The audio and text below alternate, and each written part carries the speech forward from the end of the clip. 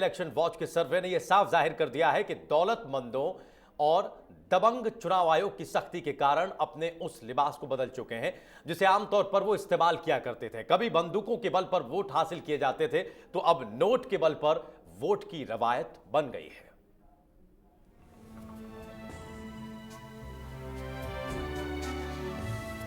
लम्हों ने खता की तो सदियों ने सजा पाई।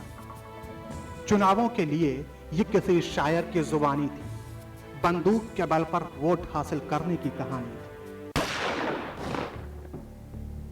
गुस्ताख दबंगों ने बिहार में बंदूक के बल पर वोट की रवायत शुरू की तो लोकतंत्र सालों तकलीफ झेलता गया।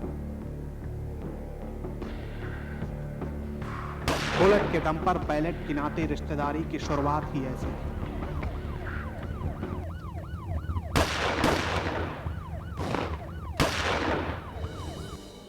कभी डॉन की छवि रखने वाले वीरेंद्र सिंह को इस घिनौनी कवायद का जनक माना जाता है।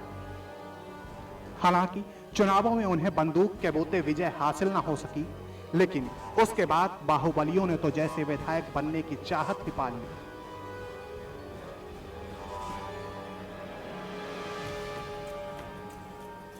सत्ता के गलियारों में बाहुबलियों की धमक और रसूख किस कदर हावी रहा, ये मोकामा विधानसभा क्षेत्र से आप अंदाजा लगा सकते हैं, जिसे प्रदेश की अंडरवर्ल्ड राजधानी कहा जाता है। बंदूक की गरज दिखाकर समानांतर सत्ता कायम रखने वाले बाहुबलियों ने वक्त की मजबूरी के कारण भले ही चुप्पी साधे रखी हो,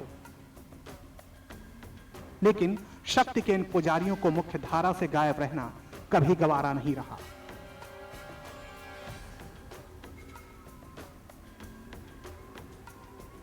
बंदूकबाजी के सहारे अकूत दौलत हासिल करने वाले इन दबंगों ने अपने आप को धनबलियों के लिबास में ढाल लिया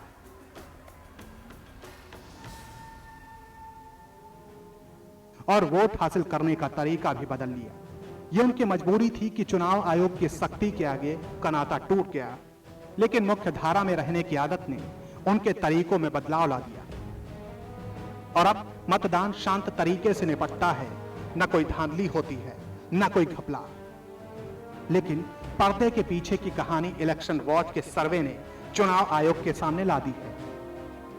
अब वोट के बदले नोट दिए जाते हैं, वो भी करारनामा करके।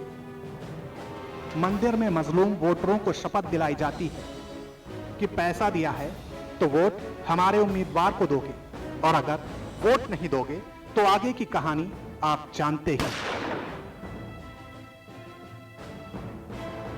Anupam Mishra, India news Bihar.